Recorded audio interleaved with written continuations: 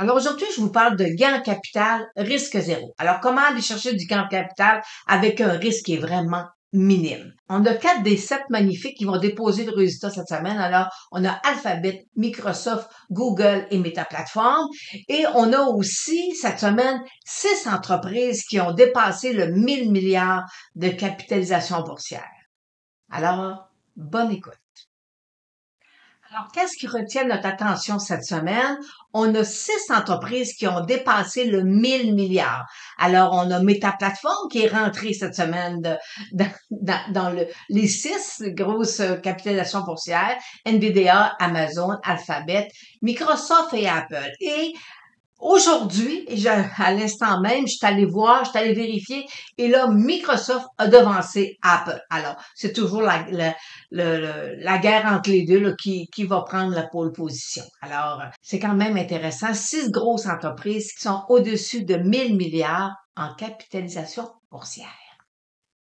Alors, on ne peut passer sous silence les 40 ans de Apple avec son premier Macintosh. Alors, on voit ici l'interface de l'application qu'on avait devant nous lorsqu'on travaillait avec Apple et son Macintosh. Dans la dernière vidéo, je vous mentionnais qu'il y avait beaucoup de figures techniques dans un couloir haussier et on a eu des sorties de couloir. C'est vraiment une figure technique qui était à prendre en considération parce que souvent, ça va emmener un repli sur le marché boursier. Alors, le marché boursier, par contre, nous a fait encore une très belle semaine. Alors, on a un nouveau haut d'année sur le Dow Jones. Le Nasdaq aussi nous a fait un nouveau haut d'année. Et les obligations 10 ans américaines, pour eux aussi, voyez-vous, on a eu quand même une belle semaine. Alors, la Fed se réunit là, le 30 et le 31. Et présentement, le consensus, là, les analystes sont unanimes de dire qu'il n'y aura pas de baisse de taux. Alors, le marché s'attend à ce que ça reste flat. Cette semaine, sur le marché canadien, les taux sont restés au même niveau. Alors, les résultats qui ont attiré notre attention cette semaine, on a Netflix qui ont eu une augmentation au niveau des abonnés. Alors, le marché a très bien récompensé cette nouvelle-là. On a Tesla qui a déçu, lui, par contre, alors, moi, j'avais un très beau support autour de 200 $. Alors, pour l'instant, on le laisse s'accumuler. On va voir qu'est-ce qu'il va nous offrir, mais il est sous sa moyenne mobile, 200 jours. On a Visa qui était les résultats hier soir à la fermeture. Le marché est quand même so-so. Alors, c'est pas le marché s'attendait sûrement à quelque chose d'autre. Est-ce que là, je peux aller voir je peux aller analyser le bilan, là, qu'est-ce qu'il y a dans les notes, là, nous disant qu'est-ce qui va être pour l'avenir, là. Mais il y a vraiment quelque chose, là, qui s'est passé aujourd'hui. Alors, c'est un institutionnel qui est sorti mais il y a quand même, la tendance est plus à la baisse.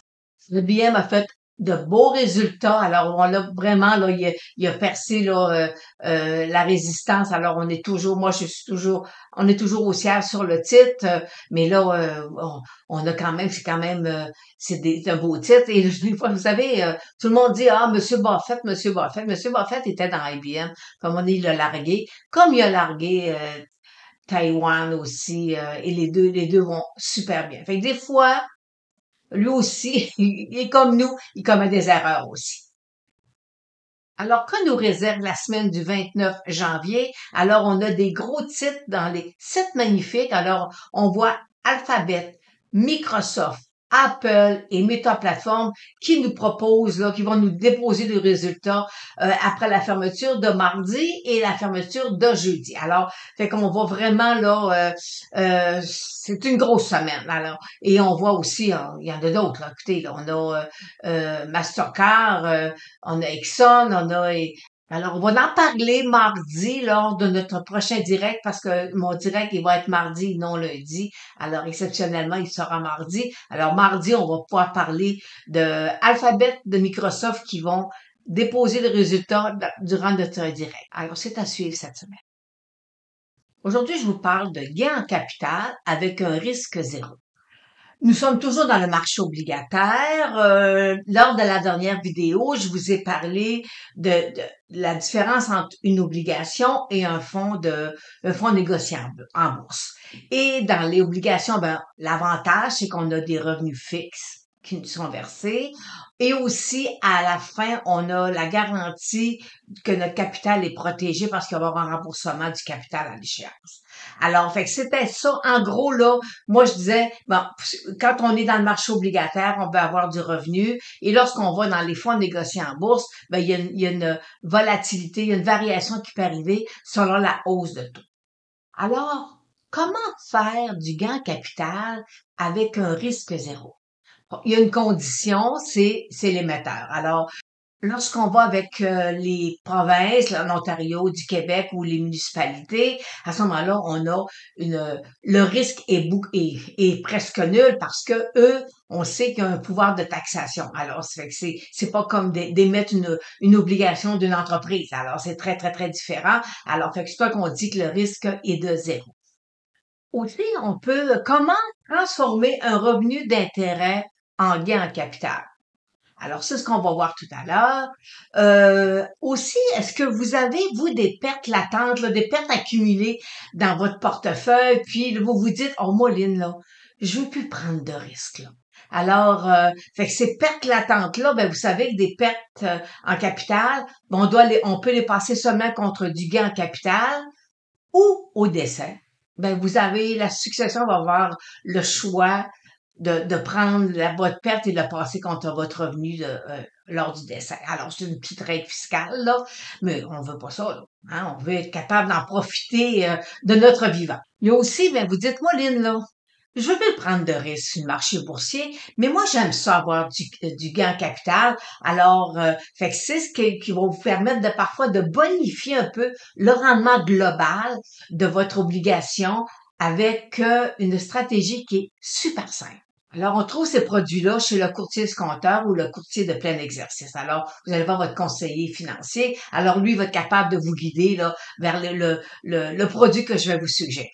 Mais avant de poursuivre là, avec la démonstration, je dois vous spécifier, OK? Un taux d'intérêt, vous êtes imposé à 100%, tandis qu'un gain en capital, vous êtes imposé à 50%.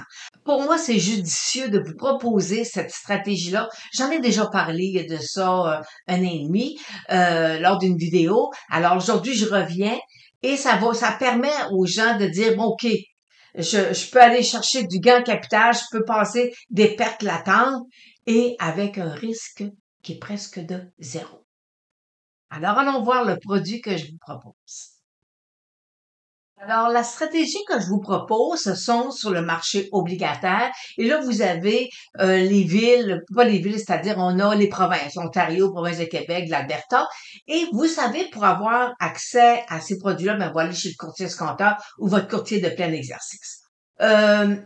Il y a de ça quelques années, les taux d'intérêt en étant bas, les villes, les provinces ont émis des obligations à des taux de 1,5, 2%, et présentement, les taux sont à 3, 4%. Alors, forcément, il y a et forcément, il y a un écart qui se crée entre le taux qui a été émis, il y a de ça quelques années, et le taux présentement. Alors, c'est ce qu'on appelle quand on fait une recherche, si vous allez chez votre courtier escompteur, vous allez aller chercher des obligations provinciales et vous allez demander avec un escompte. Dans le sens que, regardez ici, la ville de l'Ontario a émis c'est une obligation 7 ans. Lorsqu'elle a émis cette obligation-là, peut-être 10 ans, 12 ans, 15 ans, on n'a pas, pour l'instant, j'ai pas la date d'échéance. C'est-à-dire, j'ai pas la date de l'émission, mais je sais qu'elle a été émise à 1,35% et elle va être issue en décembre 2030. Alors, et présentement, le marché exige un rendement de 3,76, 3,80%, on va faire un chiffron, 3,80%, puis elle a été émise à 1,35. Alors, on paierait aujourd'hui le prix, parce qu'une obligation, c'est en valeur de 100 dollars. Aujourd'hui, on paierait l'obligation 85 dollars.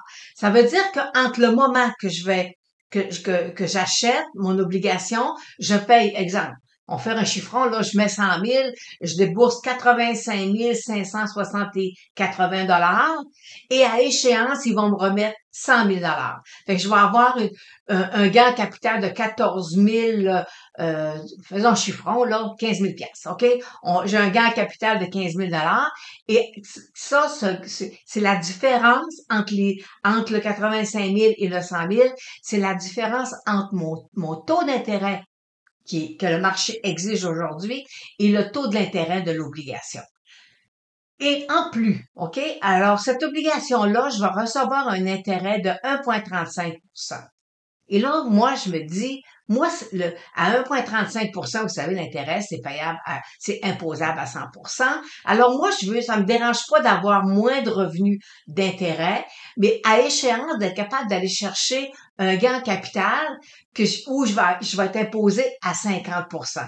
Et comme tout à l'heure, je vous mentionnais, vous avez peut-être des pertes latentes qui attendent dans votre portefeuille. Alors, vous allez être capable de passer le 15 000 de gain en capital, vous allez être capable de passer contre des pertes.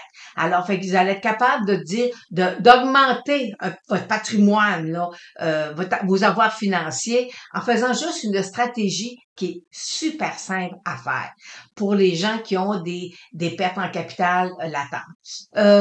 Pour les gens qui disent, bon, ben moi, j'ai pas de perte en capital, mais en même temps, je suis toujours intéressant de prendre cette stratégie-là parce que j'ai un bon revenu présentement. Alors, un taux de rendement de 1,35 sur l'obligation, je serai pas trop, ça me dérangera pas trop au niveau de mon taux d'imposition, mais par contre, je vais aller me chercher un beau gain en capital à échéance. Alors, ça permet de bonifier le rendement. Ça nous permet de prendre un intérêt qui généralement aurait dû être versé à 3,8% et de se contenter de 1,35 et d'avoir à l'échéance du gain en capital. Fait que c'est de prendre un revenu d'intérêt que si j'achetais une obligation aujourd'hui, là, j'aurais un rendement de 3,8, mais là, je me dis, je vais en avoir moins. Ça fait mon affaire fiscalement. Et à échéance, je vais avoir du gain en capital imposé à 50%. Alors ça, c'est des stratégies qu'on peut faire dans des portefeuilles là, de gens qui ont des pertes en capital ou qui veulent avoir du gain en capital, mais qui ne veulent pas prendre le risque du marché boursier. Alors, le marché obligataire vous offre cette opportunité-là d'aller chercher du gain en capital avec un risque qui est beaucoup moindre lorsqu'on a des émetteurs comme l'Ontario, province de Québec ou l'Alberta. Alors, voyez-vous, aujourd'hui, c'était ça, mon petit clin d'œil sur le marché obligataire.